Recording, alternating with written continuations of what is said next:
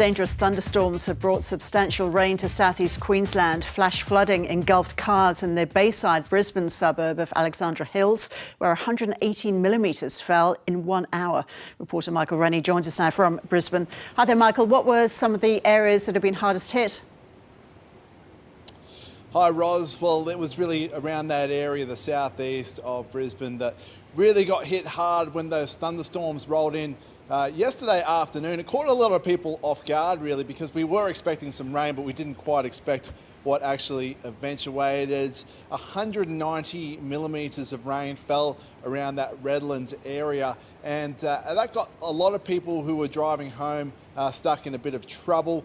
We saw one car in particular this morning that had actually been pushed into a road barrier from some of the floodwaters that have been rushing across the road just out at Thornlands, which is out towards that Alexandra Hills, Redlands Bay area. And so much water had actually come across that road. You could just see around that area the amounts of water that had come down the hill, pushing a lot of debris that way and pushing the car right up against that barrier. And the woman had actually been stuck on top of that vehicle and needed to be rescued. She was on the phone with her husband at the time, and he came this morning to have a look at the car and try and find some of her belongings, and I caught up with him when he was having a look at the car.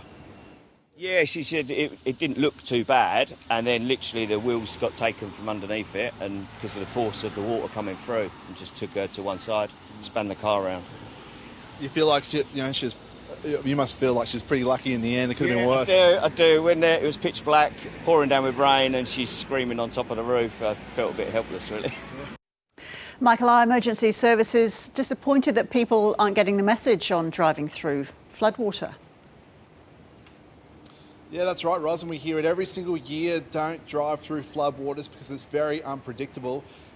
Yet yesterday we had at least 15 call-outs for people stuck in flood waters. Now, 6 of those people were in life-threatening situations and had to be rescued.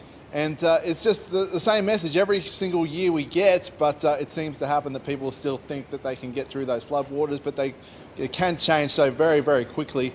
Let's have a listen to the Queensland Fire and Emergency Services' Greg Leach.